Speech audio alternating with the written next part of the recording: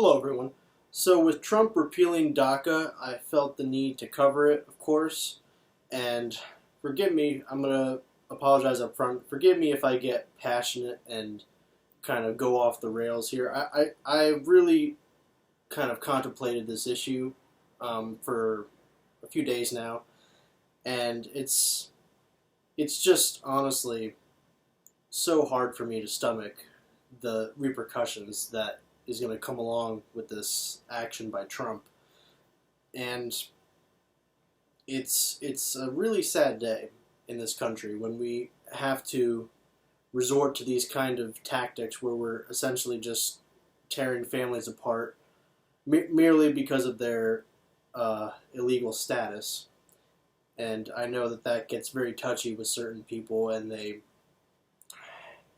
on the other side get really passionate about, oh, well, if you're illegal, you shouldn't be here anyways. Well, I mean, first of all, those are the kind of people that would say that they tend to be conservative Christians. Let's keep it real. So they're perfectly fine with tearing families apart as long as it's by the letter of the law.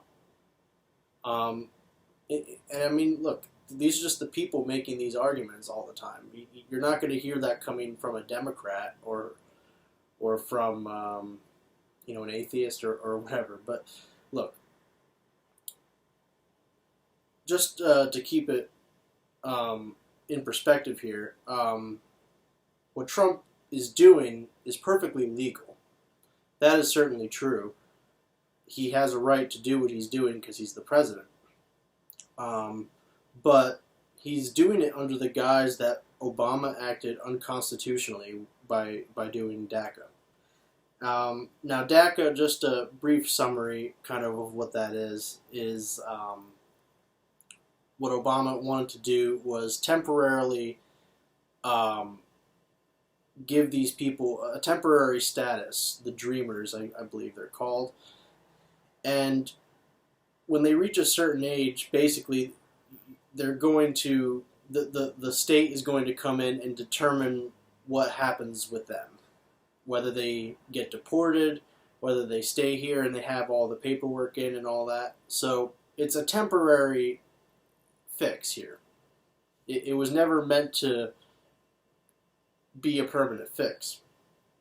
And so Trump is accusing Obama of acting unconstitutionally, and several states sued Obama over this.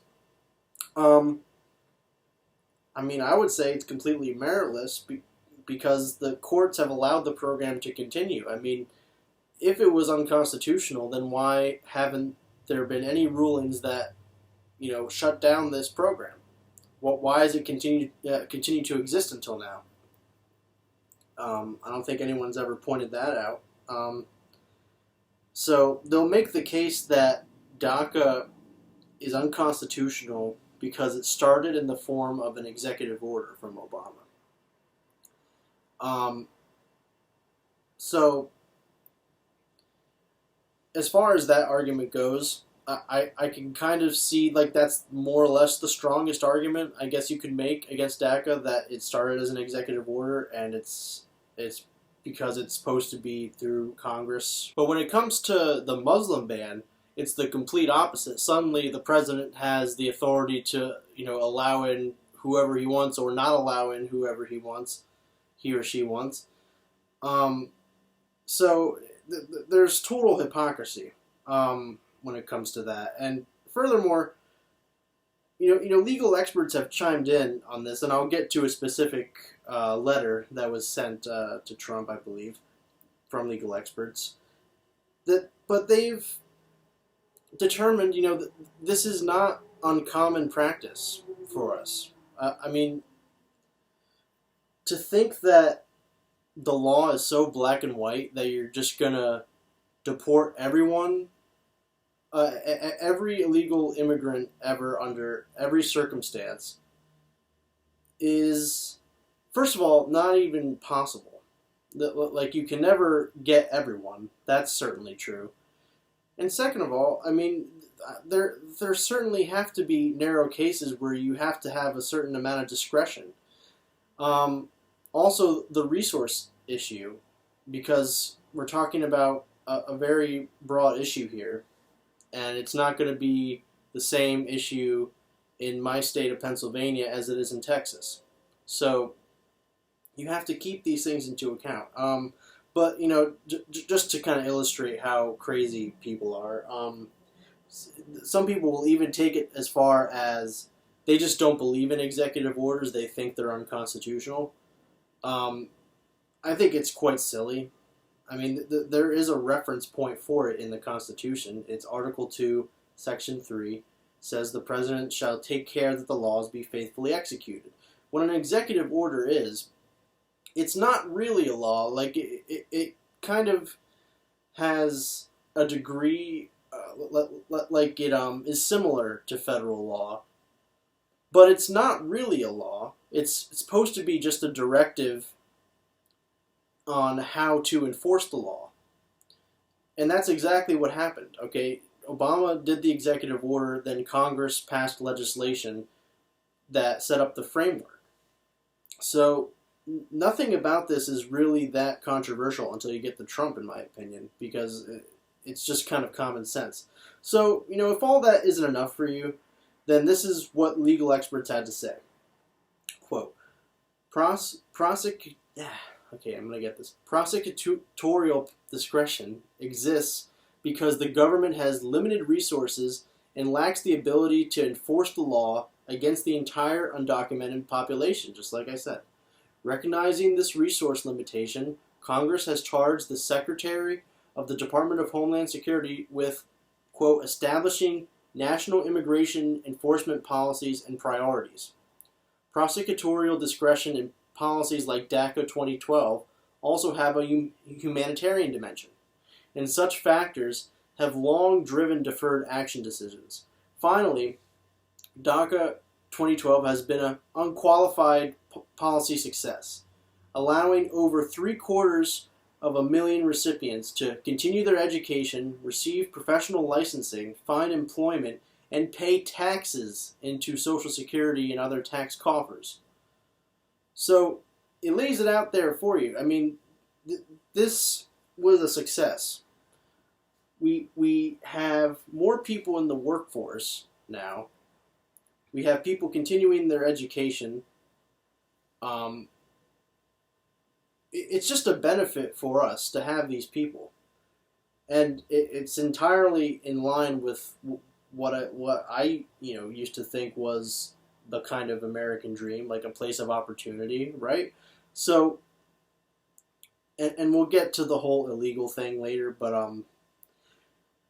when it comes to that, actually, the biggest hypocrisy, perhaps of all, is that Reagan, the god of conservatism himself, signed amnesty for 3 million illegal immigrants. These were not just people that went through the process. These were illegal immigrants, and it started in Congress. So the full context there, it did start as a law, but I think obsessing over these things and parsing it out is not to much avail, because we should be talking about the outcomes here.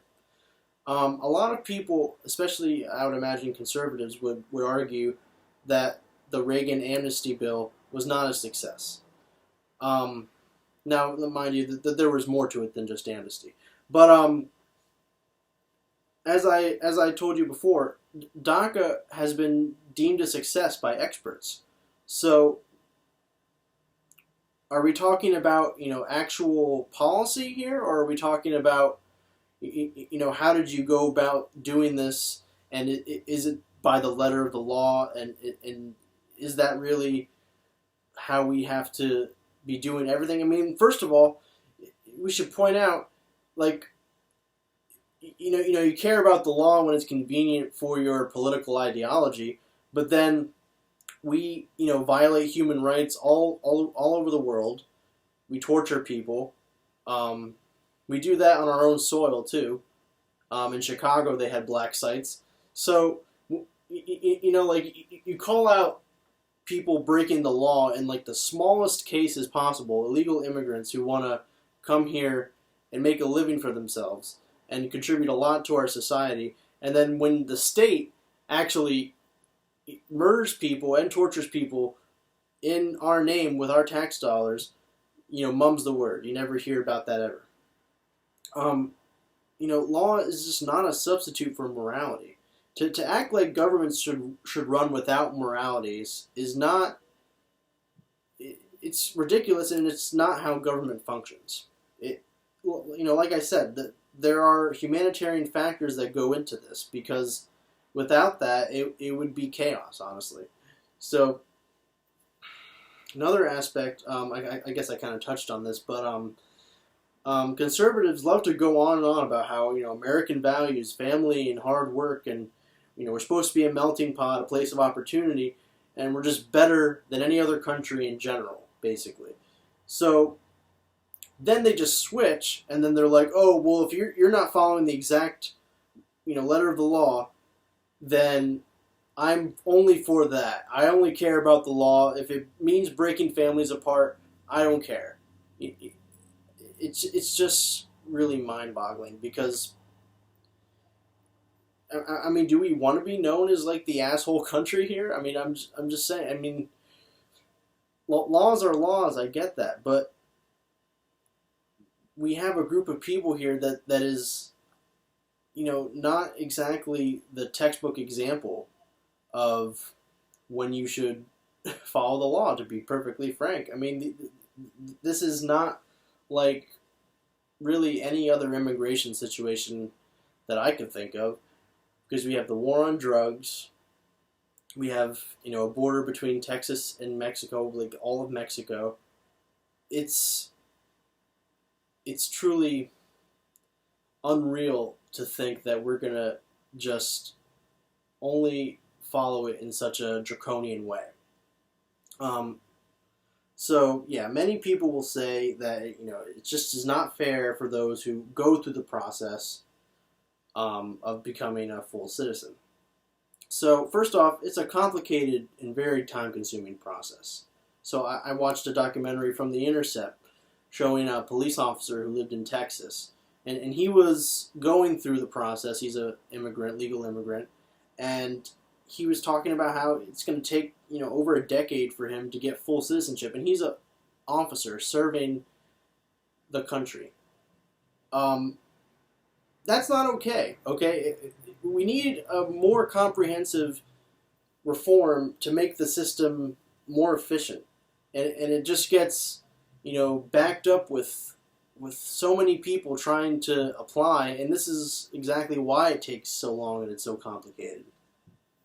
Now, and when you're coming from Mexico and South America, oftentimes poor, and we've ravaged them with the war on drugs, which is a hot war. Like, let's not beat around the bush with this. This is a war that is being perpetuated by the United States that has forced Mexico, or has turned it into a narco state. It's a state where the cartels have more power than the government.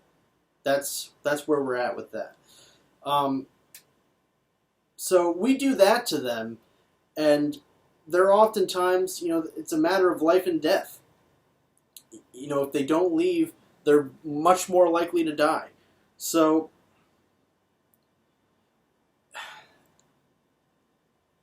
we want to negate all responsibility for that. We want to say, the war on drugs, first of all, is never talked about in a really serious way in the mainstream press.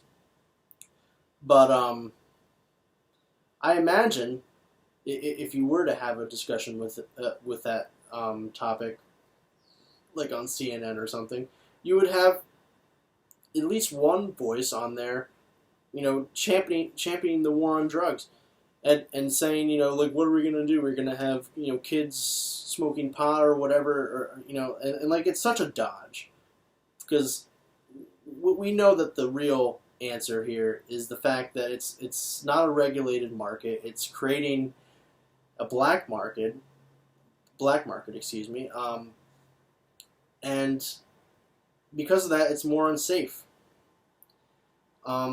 It reminds me of what Noam Chomsky said, where you capitalize the gains and socialize the losses.